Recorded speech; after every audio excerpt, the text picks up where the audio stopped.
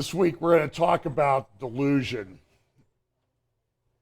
There are, most weeks, I'm concerned about the direction that things are heading. This week I would say I'm very concerned, and I'll explain for that pretty early on in my talk today. And I just hope my slides are in order.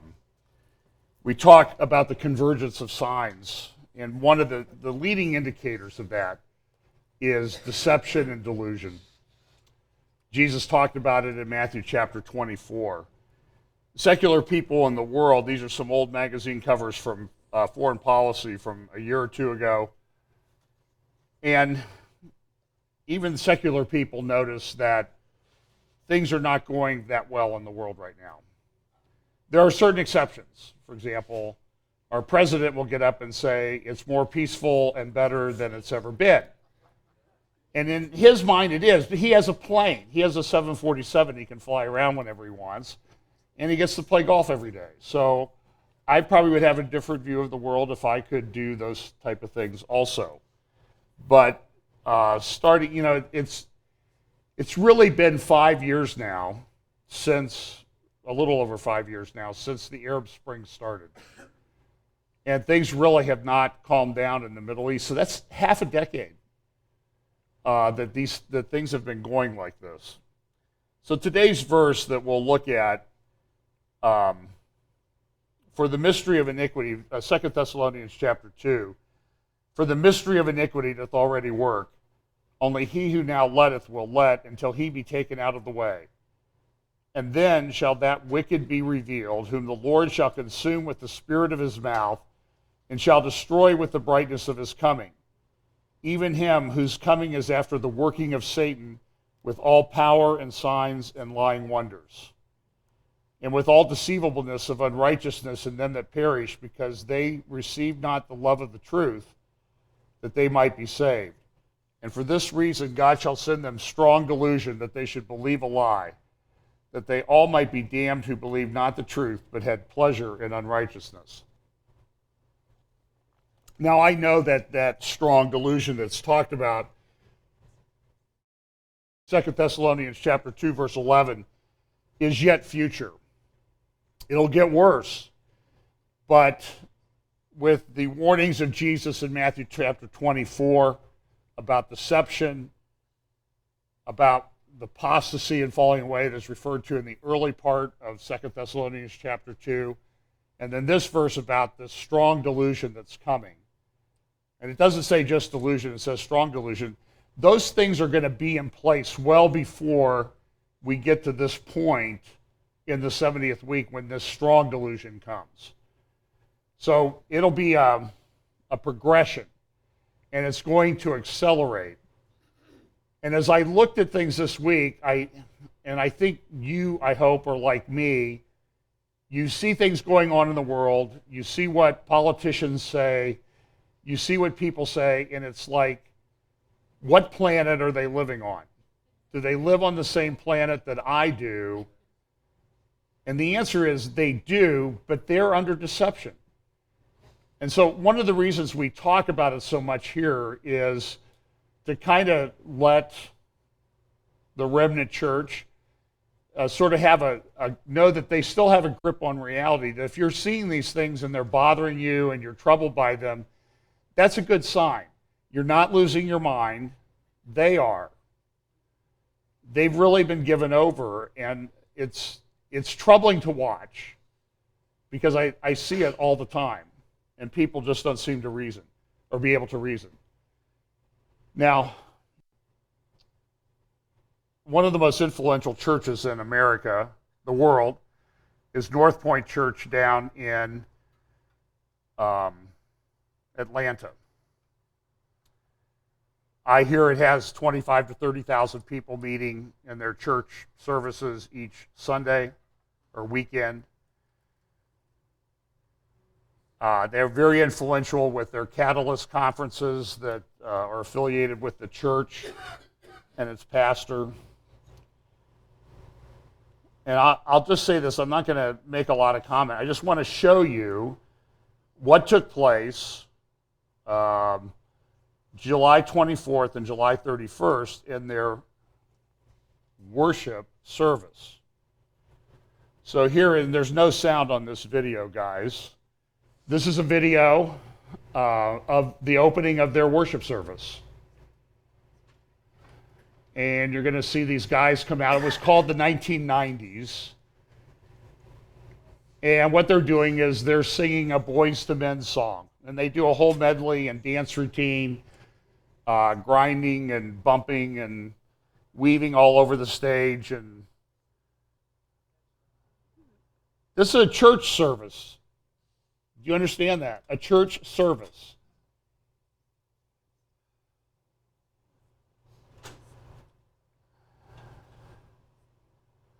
And everybody stayed, it looks like. And then, look, if we ever do that here, you have my permission to get up and walk out. This is a song.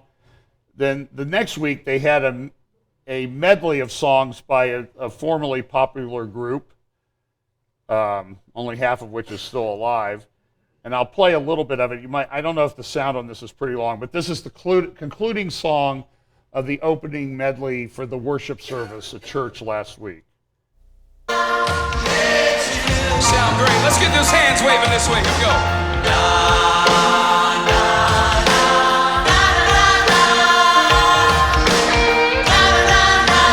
You guys ready to take it home? Here we go. Take it. Okay, take the sound out. Okay, so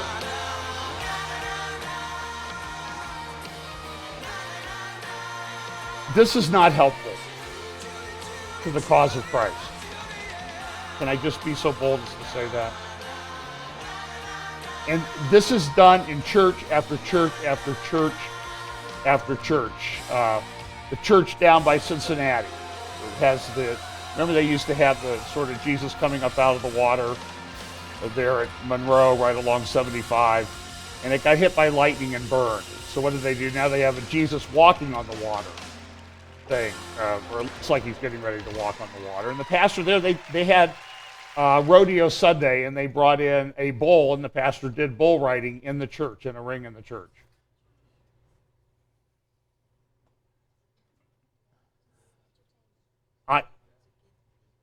It's stunning to me.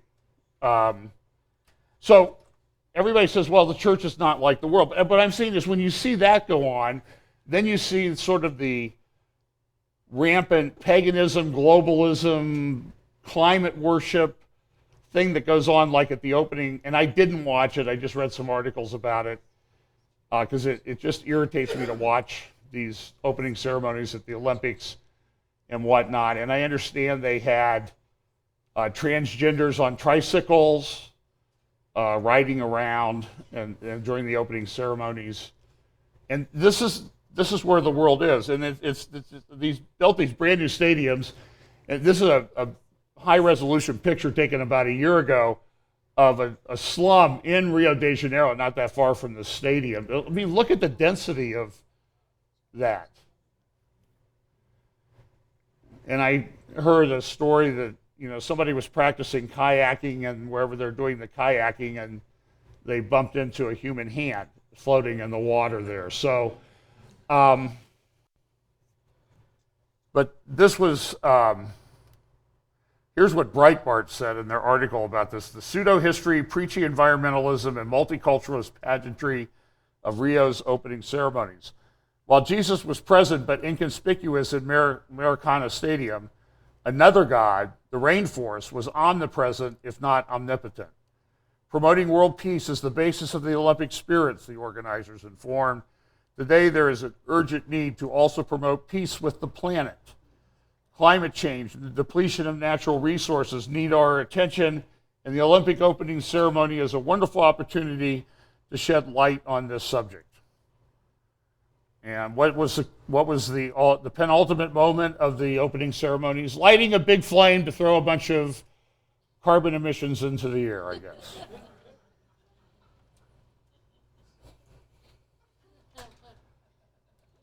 You can come to your own conclusion on that. Somebody's Facebook friend, shared this morning, lives in Australia. This is from the Canberra Times a couple days ago. By the way, I have an app that gets me a digital reproduction of the pages, every page of about 5,000 or 6,000 newspapers around the world. So I can usually dig out the actual articles through that app. Move to outlaw vilification in the ACT on grounds of religion. So here's this politician. This is a proposed legislation there. The Green Shane Rattenberry will move on Thursday to outlaw vilification on the grounds of religion. Mr. Rattenberry said religious vilification laws were needed more than ever. Instead, though, of limiting vilification to public acts, all actions that are communicated openly or observable publicly will be covered, even a place not generally open to the public, such as a workplace. This includes posts on social media, if they can be seen by the public, along with wearing clothes, signs, or flags that would incite hatred, contempt, ridicule, or revulsion. Somebody in Great Britain is now being prosecuted because he had a T-shirt with a ISIS flag and a word that begins with F, ISIS, on his shirt, and he was seen on TV, and when he got back to Great Britain from the European soccer matches, he was arrested for hate crime, for vilification of a religion. So his country goes and bombs ISIS, and if he expresses an opinion about it, he gets arrested. This is moronic. This is delusional. This is deception squared when this type of thing happens. Here's an old article that I saw this morning also. This is from 4 years ago. Christians have no right to wear the cross at work, says the government. This is in Great Britain. Because you see, the cross is not required. You're not required as a Christian to wear a cross. So therefore, if it's not mandatory for the religion and the employer doesn't want you to wear it, if you wear it, you can be fired. And they are now appealing this. The British government is taking this to get this approved or sanctioned by the European Commission or whatever. But this would never happen in America because we have freedom of speech and freedom of religion, right? And the protectors of freedom of speech and freedom of religion are lawyers. We promise to uphold the Constitution. We base our laws on the Constitution and the authority granted to the government by that. So this stuff would never happen in America, would it? You know I'm going to say wrong, right? This is a proposal that is being considered and to be voted on. It may have already been voted on, I don't know, at the American Bar Association meeting. Now, I went to one of those meetings in my life. I mainly went because it was in San Francisco and it was an easy side trip down to Pebble Beach. That was the main reason. But it was 1992, and there were two events one afternoon that I knew were on the agenda. And I told my partner, where are the keys to the van that we had rented? I'm going to play golf. He came along. What were they doing that afternoon? They were honoring two women. And the whole place was a Twitter with all kinds of excitement because here is coming Hillary Clinton, 1992. It was during the election. And the woman that they honored was Anita Hill because she had testified against Clarence Thomas in the hearings. So here's the title of this resolution that is to be adopted. Now, you should understand, the American Bar Association makes up sort of model rules of practice, which are then adopted by every state, and your lawyer, you can be disciplined if you violate those rules. It's their model code of professional responsibility. Standing Committee on Ethics and Professional Responsibility, you can tell this committee was named by a lawyer, right? Standing Committee on Ethics and Professional Responsibility, Section of Civil Rights and Social Justice, Commission on Disability Rights, Diversity and Inclusion, 360 Commission, Commission on Racial and Ethnic Diversity in the Profession, Commission on Sexual Orientation and Gender Identity, Commission on Women in the Profession. Report to the House of Delegates, Revised Resolution 109. Okay? This is what's proposed for part of the Professional Code of Responsibility. For me, a lawyer, that if this passes, I'll be subjected to. Now, this has been in the works for over a year. I think I mentioned it here once or twice. It's gone through a couple of revisions. It was put out for comments. They got hundreds of comments. Hundreds of comments. I'll show you one of those in just a moment. Against this as a violation of free speech. When they put the book together for the delegates with this to look at when they considered to vote on it, they took out all the comments that expressed concerns about free speech. They're a bunch of fascists. That's why I don't belong to this organization anymore, because it's a bunch of left-wing nuts that have taken it over. And it's a political agenda. It's not about the profession, not the one that I am part of. It is professional misconduct for a lawyer. Now, this is just a standard one, and this is true, and this governs the lawyer. It is professional misconduct for a lawyer to engage in conduct involving dishonesty, fraud, deceit, or misrepresentation. So what will happen is if a lawyer files a fraudulent tax return, even though that doesn't really relate to his practice of law, he's likely to be disbarred if he gets charged with filing a false tax return. So it actually governs conduct outside of what you consider the practice of law. It's very broad. So here's the new resolution, and you can see here that the red line version, they made a bunch of changes to it. So here's the new, it's section G. It is professional misconduct for a lawyer to do this: engage in conduct that the lawyer knows or reasonably knows is harassment or discrimination on the basis of race, sex, religion, national origin, ethnicity, disability, age, sexual orientation, gender identity, marital status, or socioeconomic status and conduct related to the practice of law. Now, the Christian Legal Society has taken a look at this, and their concern, which I share, is that the rule, even after all the revisions and looking at the comments, the rule still operates as a speech code that will have a chilling effect on lawyers' legitimate speech.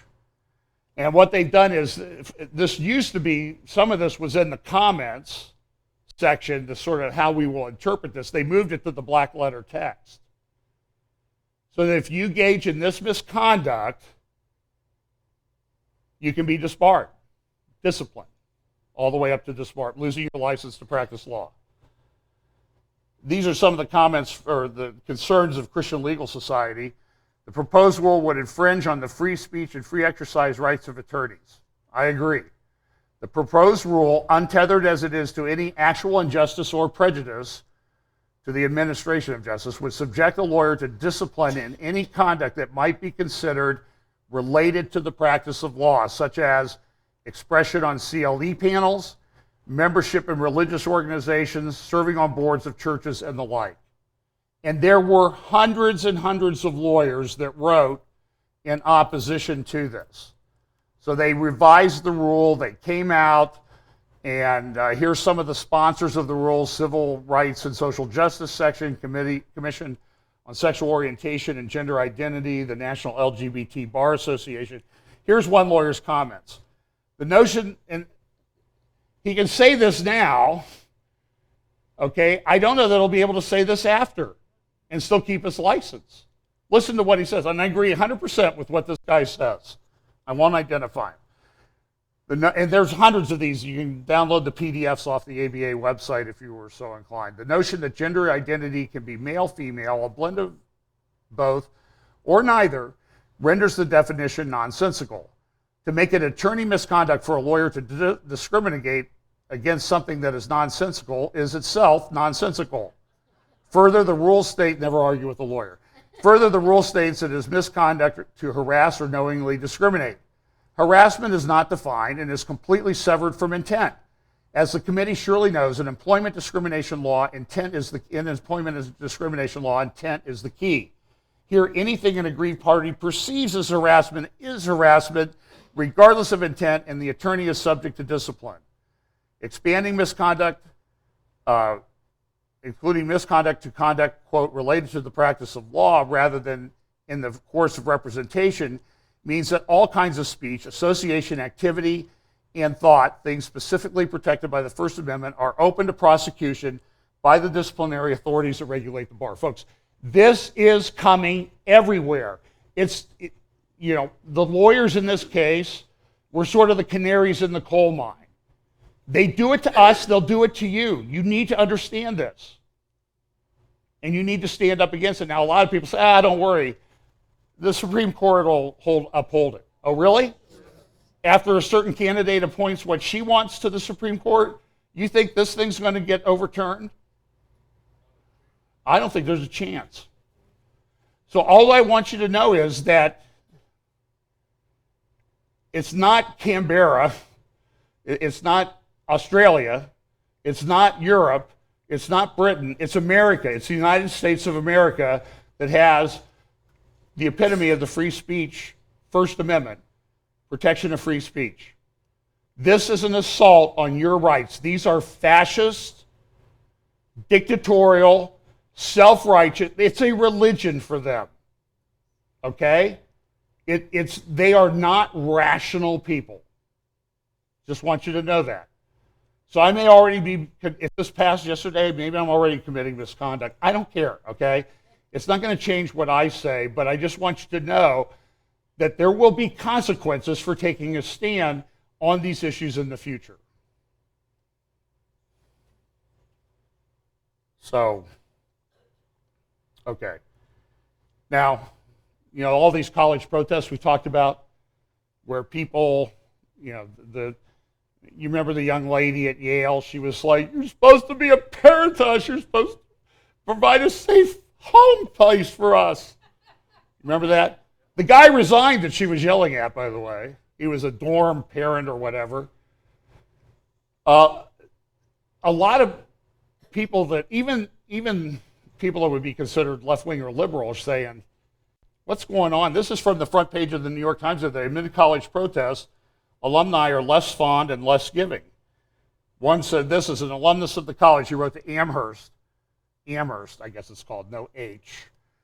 Amherst, as an alumnus of the college, I feel that I have been lied to, patronized, and basically dismissed as an old white bigot who is insensitive to the needs and feelings of the current college community.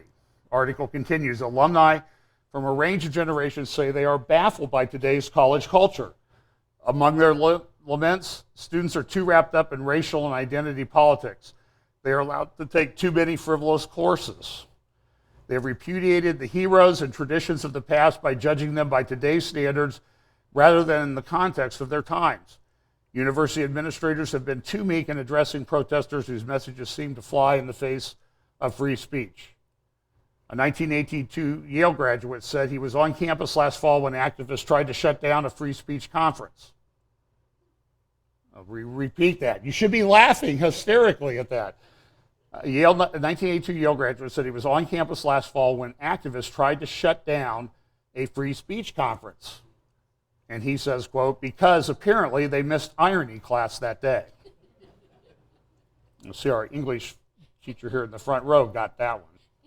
And it concludes with, this is not your daddy's liberalism. It's leftism and it's a religion. And I've talked a lot about that. So I just want you to understand is, it's all part of the delusion that's coming, that's already here. I just think it's going to get worse. I'm a pessimist in that sense, but I'm an optimist in that it works out, and it's limited in time, I think. And I know what happens at the end. It's all okay. But until then, there'll be trouble. So that's what we have to live with. And we need to band together as Christians. Because look, there are going to be Christians losing their jobs. So what is the church going to do to help out the people who lose their jobs because they take a stand against this? They take a stand on biblical principles. What are we going to do? The body of Christ, churches need to be talking about that and deciding. This was okay, now we're going to talk about Middle East geopolitics for the rest of the time.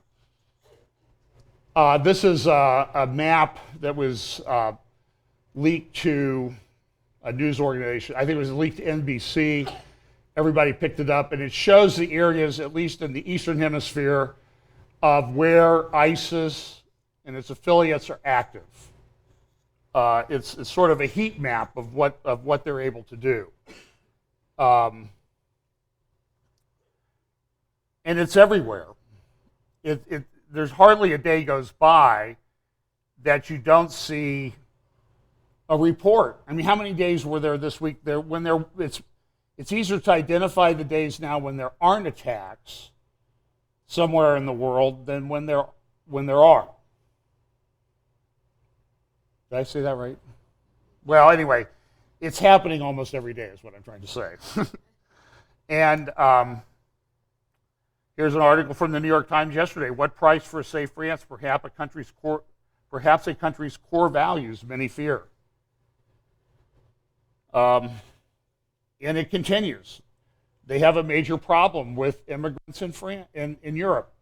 There's no doubt about it. I don't know if I have the stats in here or not. I'll tell you right now. Germany last year, 1.3 million.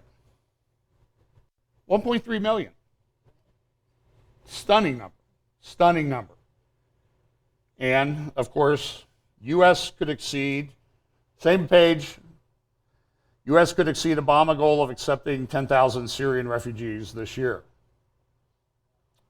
New York Times also did a front page article, a global network of killers built by a secretive branch of ISIS. And now we have one country that's very strategically located, Turkey. The aftermath of the coup continues there. The Spectator in England this week came out with an article, the most powerful man in Europe. Who is it? Erdogan. Outside the United States, in NATO, it's the largest army. It's the largest military.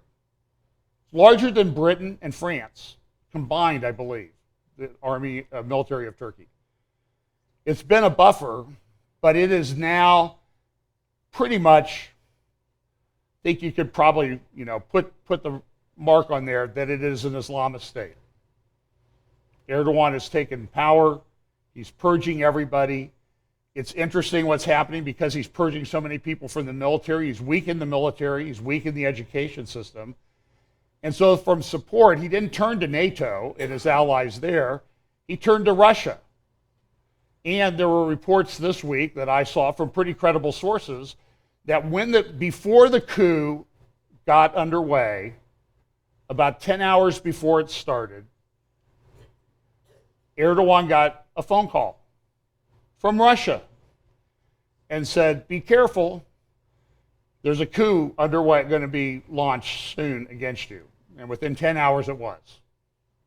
He also got a phone call from another country and said, hey, when you do it, don't necessarily send the troops into the street, use social media and stuff. It's a very effective way to control people.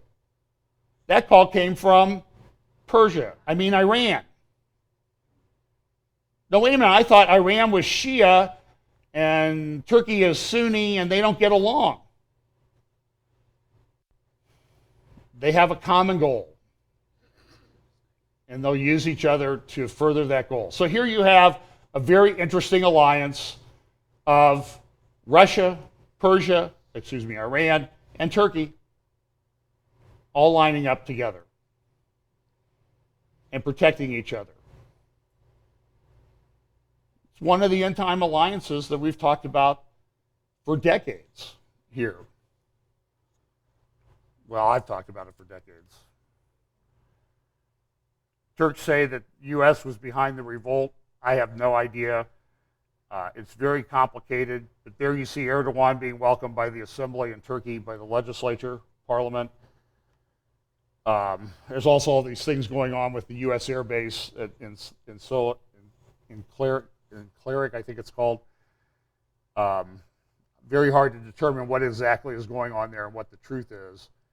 But there's a lot going on there. And Erdogan's using it, I'm pretty sure, at least I'm pretty sure that Erdogan is kind of tweaking the United States and its ability to operate at that base as a propaganda tool to build himself up in the eyes of the Islamic world. I'm standing up to the great Satan. Look at me. That's how powerful I am. They have not done a thing to me because they know better. They should never do anything to me.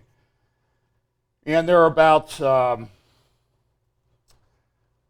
number of hydrogen bombs, maybe as many as 90, and there are also a number of nuclear weapons. Probably about 175 total between the bombs and the weapons at that base. And what happens if Erdogan gets a hold of them? Well, I'm sure his friends at Russia wouldn't help him out.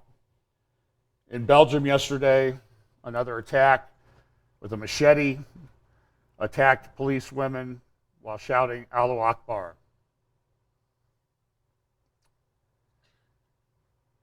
The Belgian government has not yet concluded that it was a terrorist attack or what motivated the person. But there was another attack in was it Russell Square in London, near where the bombs went off about a few months after, a year after 9/11, or less than a year after 9/11. So they have this.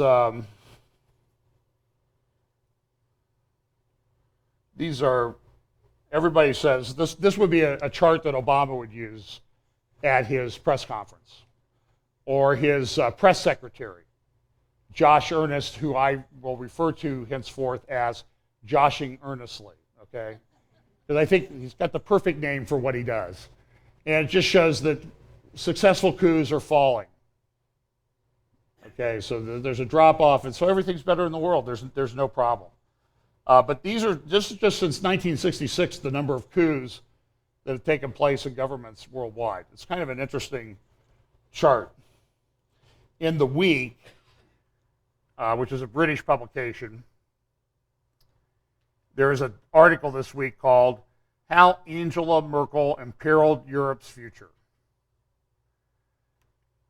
It's a stunning article. It's done in light of all of these terrorist attacks which have occurred in the last number of months and the number of people that have been killed. All seem to be tied to ISIS, but that's not the only thing that people should be afraid of. Here's another version of that map, Islamic State attacks outside of the core since June 2014. And you can pretty much see they've covered the whole world except for South America. But listen to some of what this article says. In a world filled with political bunglers, German Chancellor Angela Merkel deserves special mention for outstanding achievement and recklessness. Her refugee policy puts all of Europe at risk, though continental elites may be too zealous in their devotion to humanitarian ideals to recognize it. European elite culture is committed to a view of the world that abstracts from particular attachments, national attachments, ethnic attachments, religious attachments, and treats individuals as perfectly equal and interchangeable exemplars of capital H humanity. Pew Forum has a research paper out about the number of refugees. I guess it was in Europe, it was 1.3 million, not just Germany. The number, I think, is probably understated. An interesting part of that survey, though, is they found, and these numbers are percentages, what they found was of all the refugees, you can see the numbers there. Female, 0 to 17 were 10% of all refugees, 11% 18 to 34, 6% 35 and over. So that means of all the refugees that were in this survey for 2015, 27% of them were female. So what do you conclude from that? Setting aside the transgender issue for a moment, you would conclude rationally that 73% of them then are males. So about 3 times as many males as females, which is consistent with the pictures and photographs that we've seen of this. And 61% of those, 61% of the total population of refugees are males 0 to 34 years of age, military age. Only 12% are over 35 in terms of males. It's a stunning problem. The article in The Week continues this. That imbalance, much larger in some countries, points to a future in which considerable numbers of young men will find it extremely difficult to find spouses.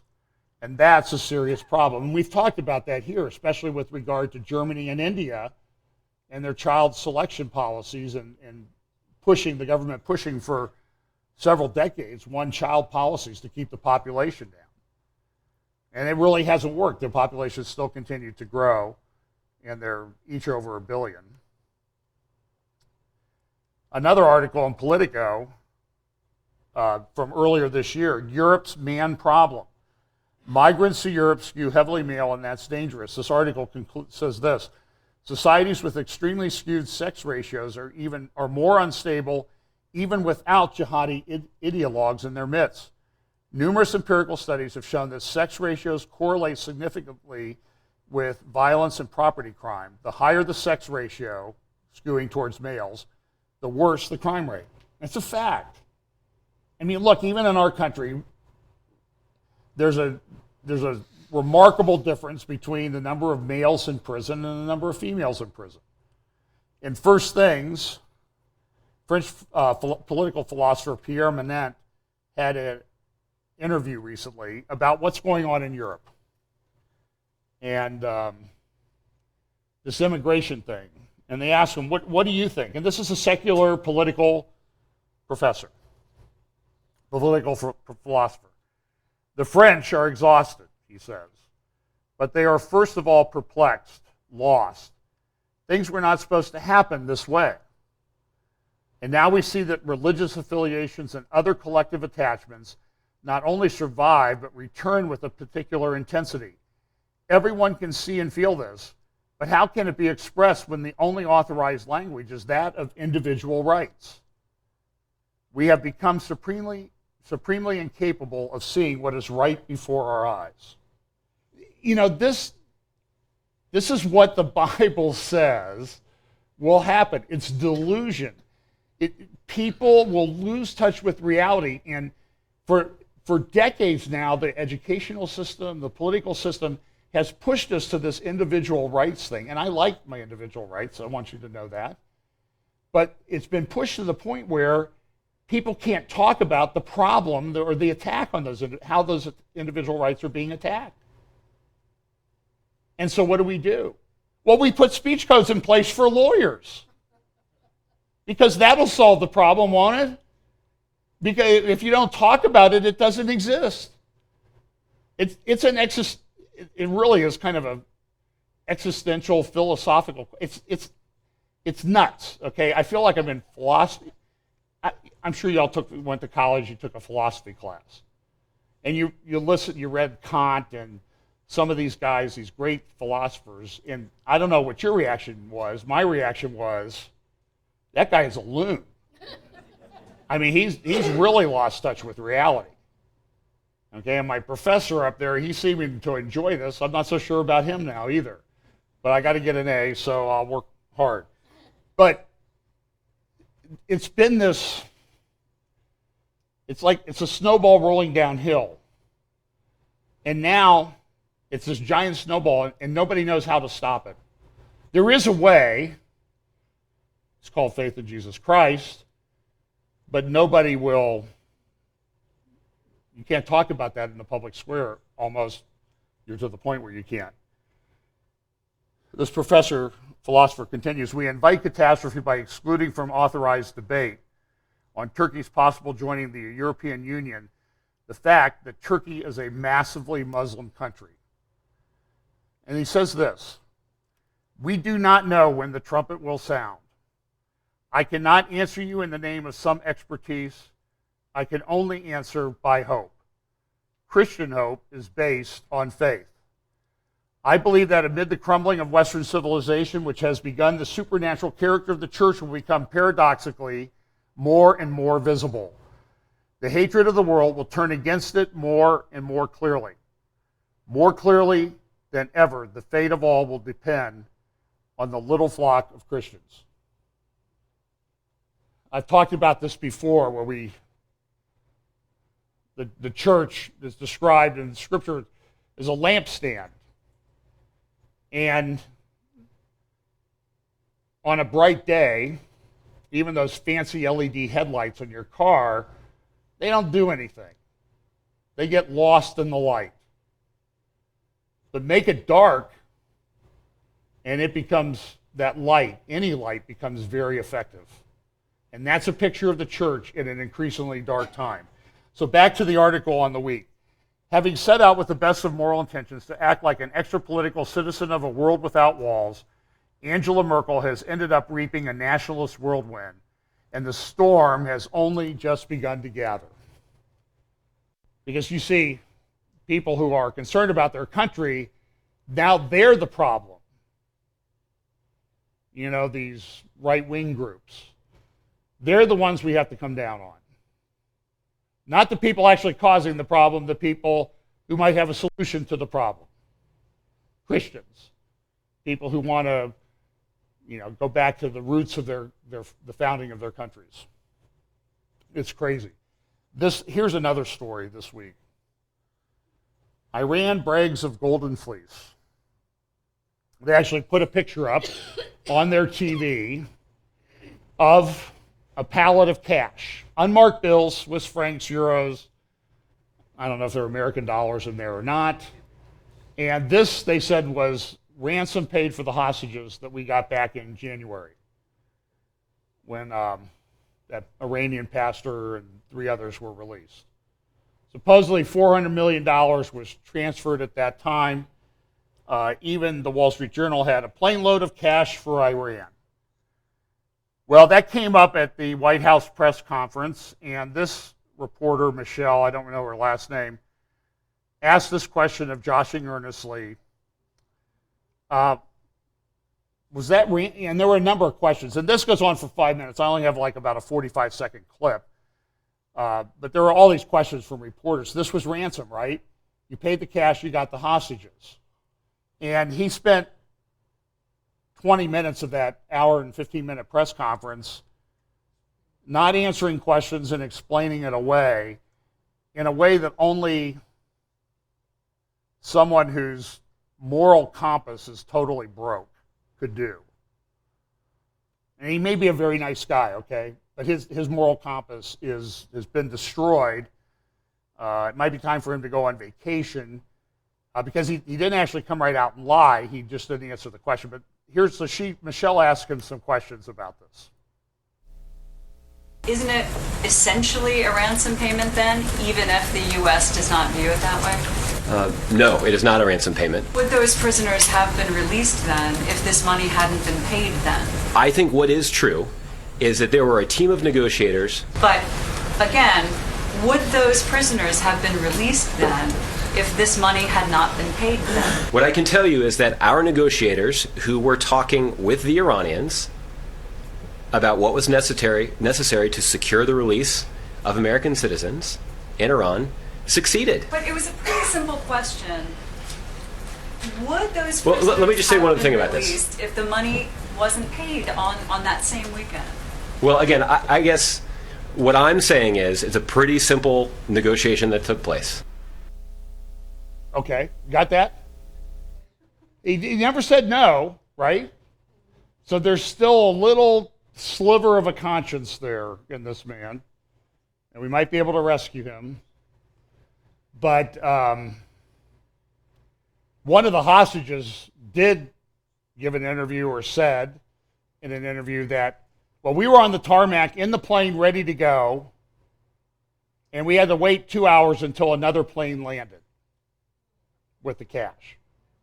Well, they didn't know what that plane had on it. Now we know they had cash on it. And it was unmarked bills. Well, Joshing Earnestly's boss explained it, so you know who that is. So here's a little bit of his explanation. I haven't played one of his for like 2 months, okay? So give me a break. You'll recall that there were all these horror stories about how Iran was going to cheat and this wasn't going to work, and Iran was going to get $150 billion to finance terrorism and all these kinds of scenarios. And none of them have come to pass. And it's not just the assessment of our intelligence community, it's the assessment of the Israeli military and intelligence community, the country that was most opposed to this deal, that acknowledges this has been a game changer and that Iran has abided by the deal and that they no longer have the sort of short-term breakout capacity that would allow them to develop nuclear weapons. So what I'm interested in is if there's some news to be made, why not have some of these folks who were predicting disaster say, you know what, this thing actually worked? Now that would be a shock. That would be impressive. If some of these folks who had said the sky is falling suddenly said, you know what, we were wrong, and we are glad that Iran no longer has the capacity to break out in short term and develop a nuclear weapon. But of course that wasn't going to happen. Instead, what we have is the manufacturing of outrage in a story that we disclosed in January. And the only bit of news that is relevant on this is the fact that we paid cash. Which brings me to my last point. The reason that we had to give them cash is precisely because we are so strict in maintaining sanctions, and we do not have a banking relationship with Iran, that we couldn't send them a check. And we could not wire the money. And it is not at all clear to me why it is that cash, as opposed to a check or a wire transfer, has made this into a news story. Oh, really? Not clear to you? Well, here, let me explain it to you. Terrorists use cash so they can hide themselves, Mr. President, and you know that as well as anybody else, so stop lying to us. And I think reporters ought to be questioning the presidential candidates about this like crazy, what they think of it. Here's Charles Krauthammer. Okay, was it ransom or not? Charles Krauthammer is a good writer, good thinker. Here's what he had to say. As the hostages were getting ready to leave, one of the hostages on Fox Business Today said that they were stuck on the tarmac for about 2 hours, and they asked what the delay was, and he said, because we had to wait for another plane to land. Because they had to wait for the ransom to arrive. That's what happens when you ransom a hostage. You wait until the cash arrives, and then the guy in all the movies is released to go across, the field where he's being released. Look, for them to try to pretend this was anything other than a ransom is laughable, and I think it hurts their credibility. You can argue it was the only way. You can argue we were in negotiations and we thought, what the heck, if we're going to give them 150 billion elsewhere, why not 1.7? It's not a lot. And then the president's a defense of the use of cash, as if this is, well, we couldn't wire the money. Well, why couldn't you wire it? He said because of sanctions. Well, that means because they were actually going around the law, going around sanctions, and they had to do it illicitly, clandestinely, at night, the way it's done by gangsters. That's because they were doing ransom. They didn't want anyone to know, and they had to go around the law and the Congress. The Congress didn't know. No, this is not old news. It's new news, and it's highly embarrassing. And the president, I have to admit, he's rather good with words. He made it sound like this was just completely natural. Joshing earnestly learns at the feet of the master of lies. Well, one of the other ones you might not have caught in there, he said that, the president said that even Israel isn't happy with this deal, and they think it's done great, right? That's their assessment. Boy, Netanyahu didn't like that, and they came out, they slammed Obama, likening the Iran deal to Munich, the one that Chamberlain entered into with Hitler. The Americans tend not to forget such insults. So where is all this going? I have 2 articles and then we are done. And no, if we get done a little bit early today, I'm not ill. Okay? I'm okay. Don't worry about it, you know. The Edinger report is number 1. And I'll just summarize this because I have a bunch of slides, but I'll just summarize what's going on. The United States and Israel are negotiating another 10-year deal on military aid to Israel. Right now, we pay them about $3.1 billion a year. Israel agrees to certain things. We agree to certain things. There's issues about transfer of technology and that type of thing. And they're a close ally, so we have this agreement. And they're in the process of negotiating another one. And listen, what Obama is trying to do is he's trying to change the terms of the agreement so that the Congress will not, the new Congress coming in, elected by the American people, which really are the ones who get to control this, they will not be able to do anything to change it for 10 years. Now, why would Obama want to do that for 10 years? I mean, it's all these executive orders and stuff he's putting in. It's going to take somebody a lot of years just to unwind all the things that he's done. It's not as simple as coming in and just, hitting the delete key in the Code of Federal Regulations. There's a process. So what he's trying to do is he's trying to take the ability of Congress to oversee this deal for 10 years. And I think it's odd. He's leaving office, right? So really, what does he care? He can go live in his $25,000 a month house in D.C. and play golf every day and go around like Bill Clinton did and make $150 million. And listen, whatever Clinton has made giving speeches, Obama is going to at least double it. There's no doubt in my mind. I mean, he's set for life.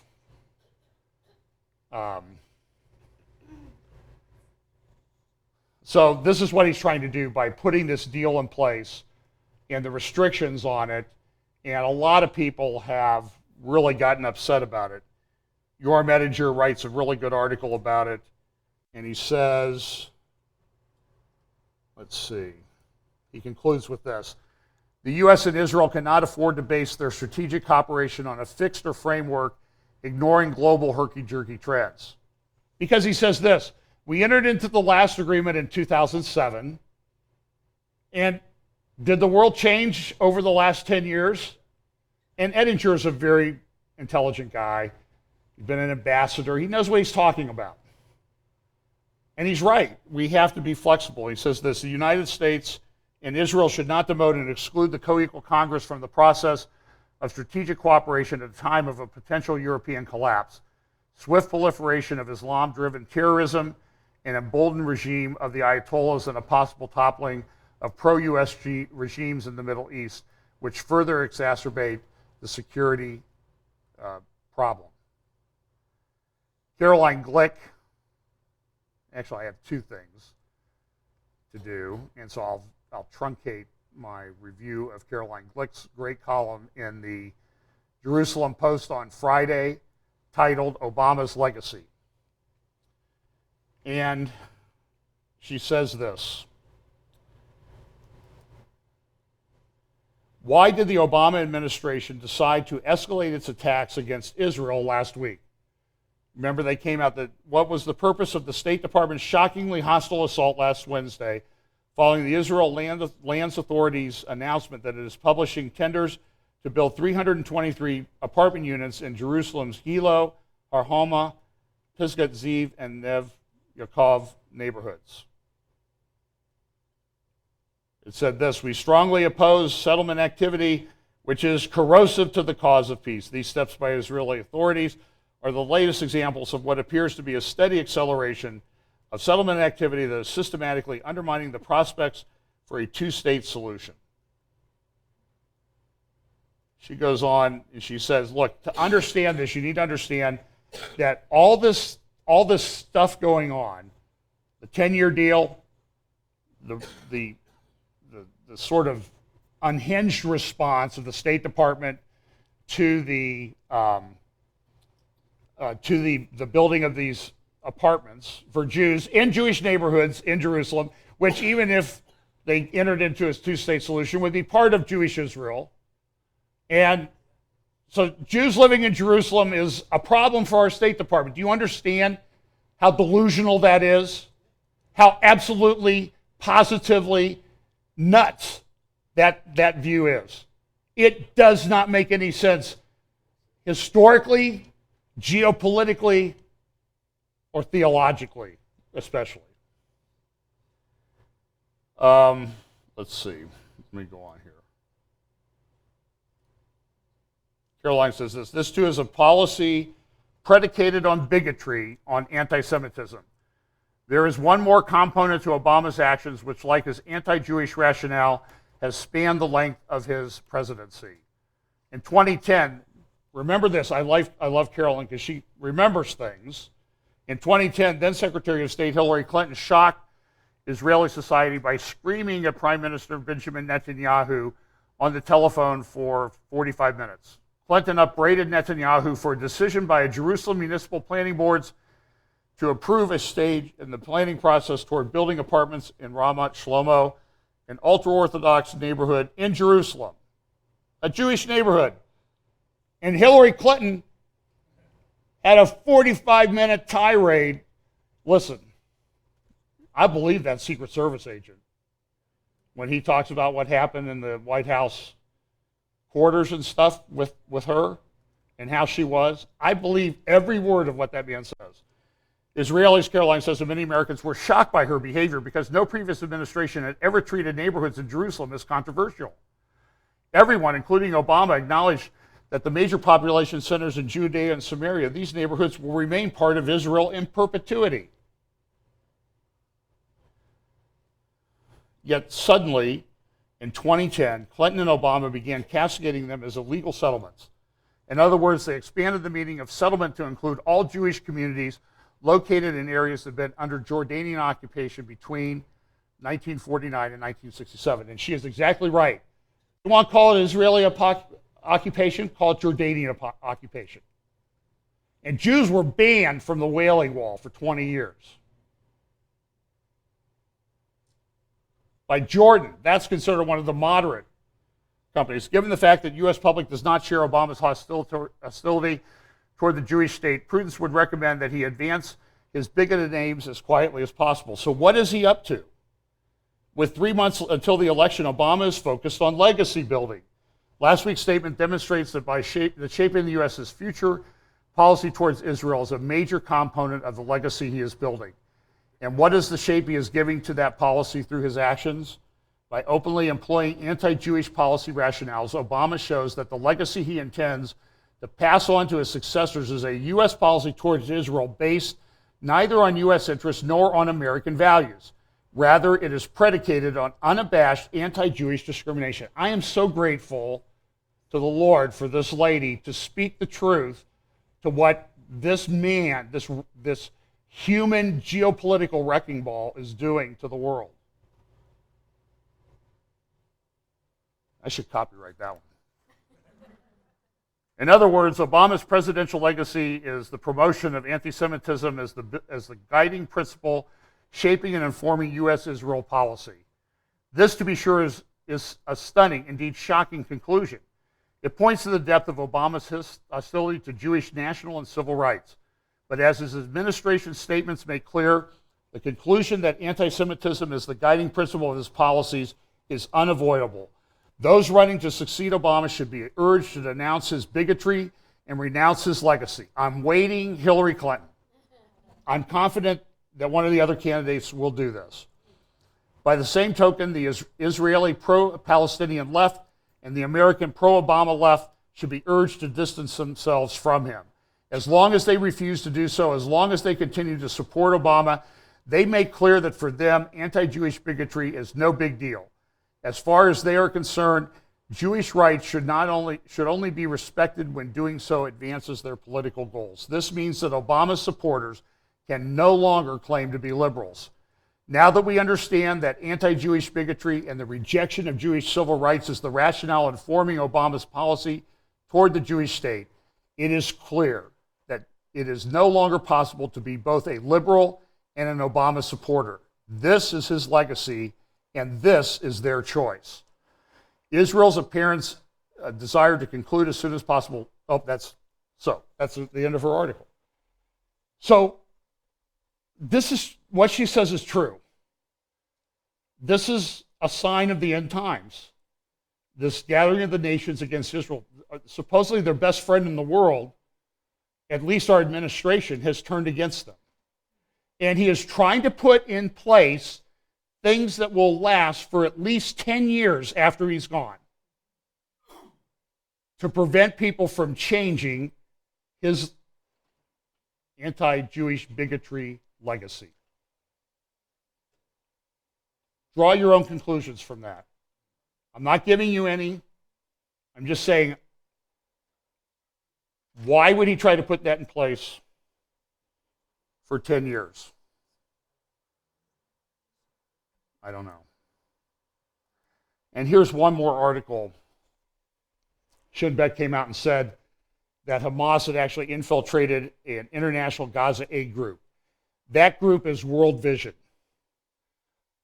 Rather than go into it and play all the clips, what we'll do is we'll put in the show notes a link to the YouTube video from February of 2015. I think it was around February the 8th of 2015. I actually talked about World Vision and what they were doing and how this anti-Zionist strain had risen up in World Vision.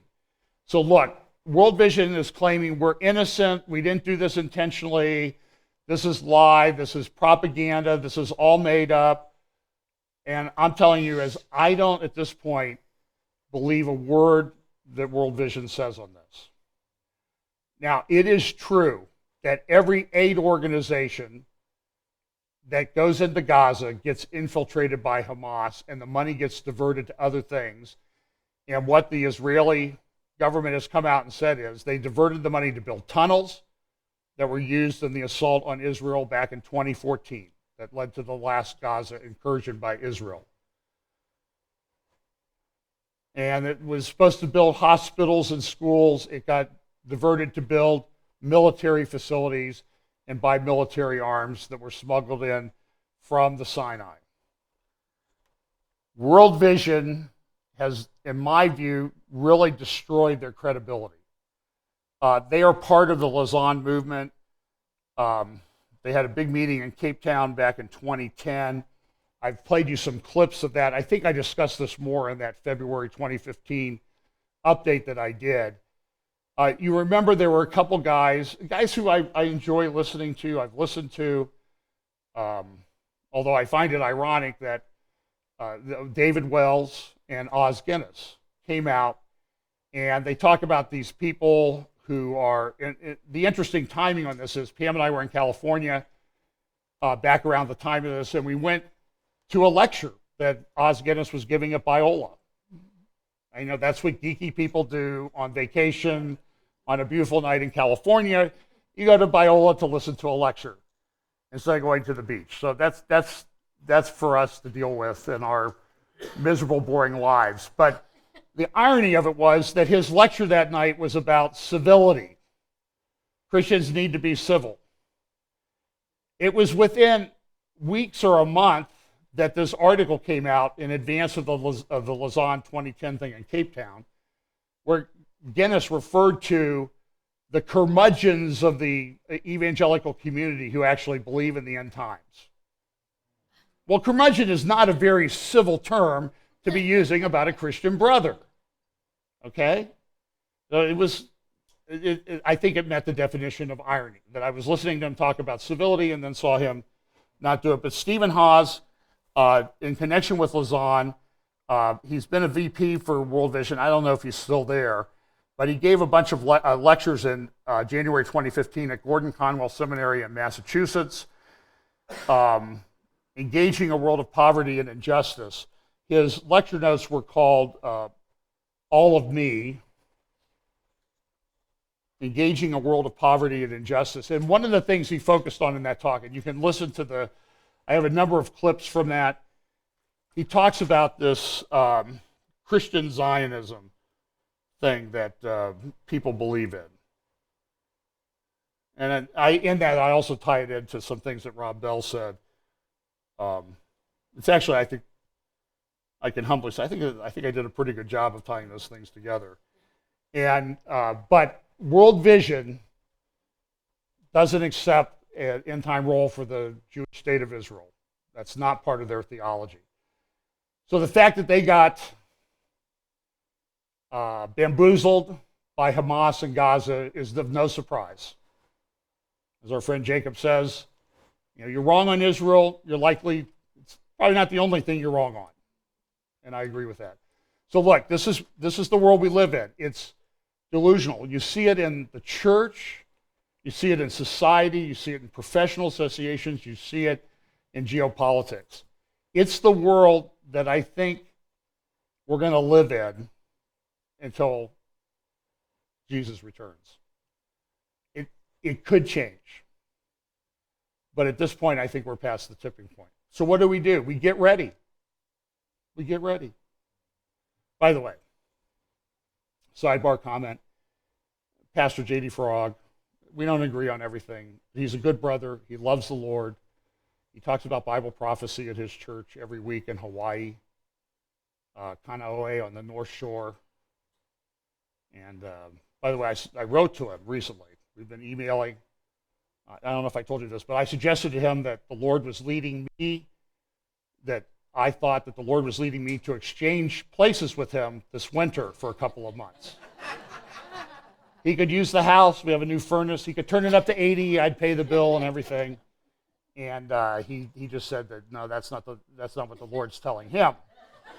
And he used to live in Spokane, and he says he hasn't stopped shivering since he moved to Hawaii 10 years ago. So good brother. He had, you can find it, J.D. Farag, F-A-R-A-G, at his church. Mir Sarfati is there this weekend, great speaker. He gave a talk Thursday night. He did an interview yesterday, speaking twice more. I would highly recommend you go and look at what Amir's saying, because Amir's one of the voices that I think should listen to. We met him when we were up in Minneapolis for Jan's conference last fall. Great brother in Christ. Highly recommend that. So let's pray and let's go. Father, thanks so much for giving us a roadmap,